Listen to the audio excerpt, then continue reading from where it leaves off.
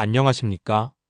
오늘은 열왕기상 18장부터 마지막 22장까지의 내용을 간추려서 말씀드리겠습니다. 열왕기상 18장에는 아합과 엘리야의 대결 장면이 그려집니다.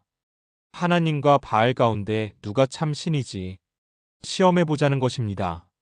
엘리야는 2개의 제단을 쌓고 황소 2마리를 잡아 제단에 올려놓은 채 불은 붙이지 않은 상태에서 오직 기도로 제물을 불태우게 하자고 제안합니다.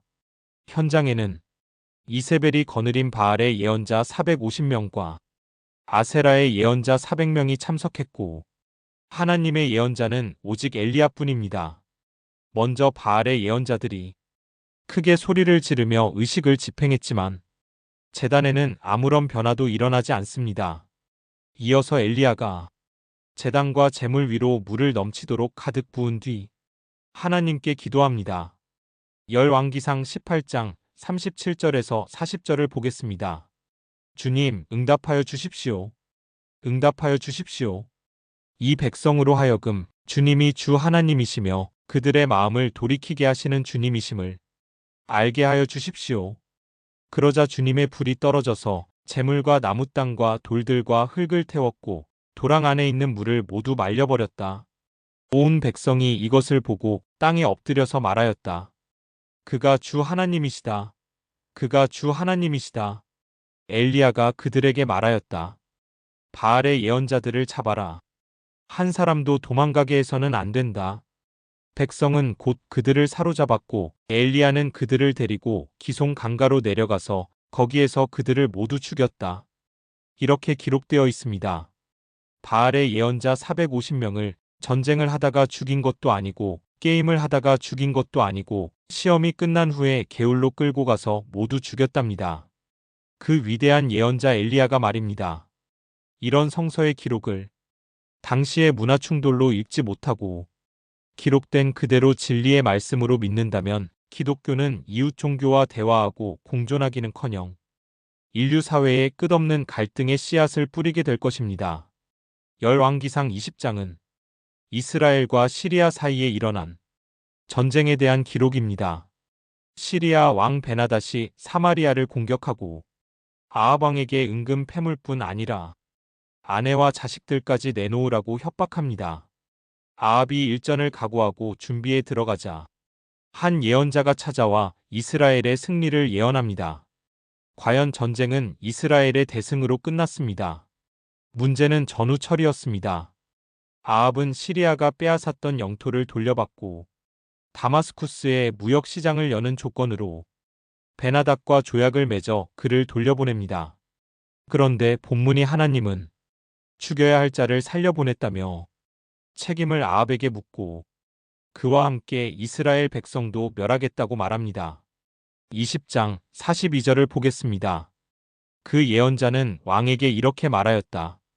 주님께서 이렇게 말씀하셨습니다. 내가 멸망시키기로 작정한 사람을 내가 직접 놓아주었으니 너는 그 목숨을 대신하여서 죽게 될 것이고 내 백성은 그의 백성을 대신하여서 멸망할 것이다. 이렇게 기록되어 있습니다. 이 예언은 엘리야의 예언은 아닙니다. 예언자의 무리 가운데 어떤 예언자? 라고 본문은 말합니다. 어쨌건 아합에게 책임이 있다면 아합만 죽이면 될 텐데 아합과 함께 이스라엘 백성도 멸하겠다고 본문의 하나님은 말씀하고 있습니다. 제가 그냥 하나님이 아니라 본문의 하나님이라고 말할 때는 진짜 하나님이 아니라 본문의 기록자가 인식한 하나님을 뜻한다고 여러 번 말씀드렸습니다. 열왕기상 21장에는 아합이 나봇의 포도원을 가로챘다는 이야기가 기록되어 있습니다. 1절에서 4절을 보겠습니다. 그 뒤에 이런 일이 있었다. 이스라엘 사람 나봇이 이스라엘 땅에 포도원을 하나 가지고 있었는데 그 포도원은 사마리아의 왕 아합의 궁 근처에 있었다. 아합이 나봇에게 말하였다. 그대의 포도원이 나의 궁 가까이에 있으니 나에게 넘기도록 하시오. 나는 그것을 정원으로 만들려고 하오. 내가 그것 대신에 더 좋은 포도원을 하나 주겠소. 그대가 원하면 그 값을 돈으로 계산하여 줄 수도 있소. 나봇이 아합에게 말하였다. 제가 조상의 유산을 임금님께 드리는 일은 주님께서 금하시는 불경한 일입니다. 아합은 이스라엘 사람 나봇이 그 포도원을 조상의 유산이라는 이유로 양도하기를 거절하였으므로 마음이 상하였다. 화를 내며 궁으로 돌아와서 침대에 누워 얼굴을 돌리고 음식도 먹지 않았다. 이렇게 기록되어 있습니다. 아합의 제안에 나봇은 팔 생각이 없다고 말합니다. 레위기 25장을 보면 조상에게서 물려받은 땅은 팔아서는 안 된다는 규정이 있습니다. 아합은 땅을 강제로 빼앗지 않았습니다. 그런데 이세벨이 나서서 음모를 꾸며 나봇을 죽이고 그 포도원을 아합에게 줍니다. 하나님은 엘리야를 아합과 이세벨에게 보내 그 대가를 치르게 하겠다고 예언하게 하십니다. 21장 27절에서 29절을 보겠습니다. 아합은 이 말을 듣고는 자기 옷을 찢고 맨몸에 굵은 베옷을 걸치고 금식하였으며 누울 때에도 굵은 베옷을 입은 채로 눕고 또 일어나서 거닐 때에도 슬픈 표정으로 힘없이 걸었다. 그때 주님께서 디셉 사람 엘리야에게 말씀하셨다. 너는 아합이 내 앞에서 겸손해진 것을 보았느냐? 그가 내 앞에서 겸손해졌기 때문에 나는 그가 살아있는 동안에는 그에게 재앙을 내리지 않고 그의 아들대에 가서 그 가문에 재앙을 내리겠다. 이렇게 기록되어 있습니다. 엘리야 설화에 등장하는 하나님의 모순을 들춰내자면 끝이 없습니다. 시리아 왕 베나닷을 죽여야 되는데 살려보냈다고 아합뿐 아니라 아무 상관없는 백성들까지 죽이겠다고 하신 하나님이 이웃의 포도원을 빼앗았다는 이유로 아합 부부를 징계하겠답니다. 이 본문의 최종 편집자는 가난하고 힘없는 백성을 괴롭히는 왕을 혼내주시는 하나님의 자비하심을 드러내기 위해 이 설화를 채택했을 것입니다. 그런데 이 설화는 아합이 자신을 낮추고 반성하는 모습을 보이자 아합은 봐주고 그 대신 아들대에 가서 그 가문에 재앙을 내리는 하나님으로 이야기를 엮어갑니다. 모세의 율법에는 아버지의 잘못으로 그 자식과 후손에게 벌을 주면 안 된다는 내용도 있습니다. 그런데 하나님이 이런 일을 하겠다고 말씀하셨다는 것입니다.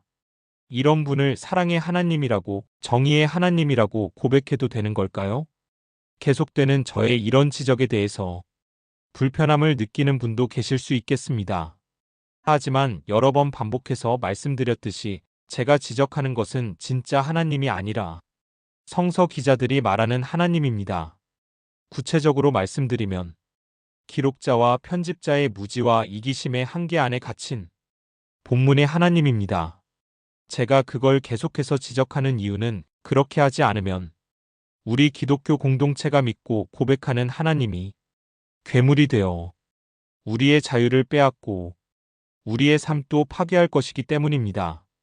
아합에 관한 열왕기서 본문의 기록들을 읽어보면 그가 아주 악한 사람이라는 생각은 들지 않습니다. 오히려 생각이 합리적이고 정도 많은 사람처럼 느껴지기도 합니다. 그래서 진보적인 신학자들 중에는 아합이 매우 악한 왕이라고 말하는 본문의 평가에 동의하지 않는 사람도 많습니다. 하지만 본문의 최종 편집자의 평가는 냉혹합니다.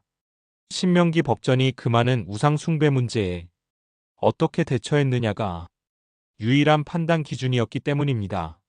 오늘은 여기까지 하겠습니다. 고맙습니다.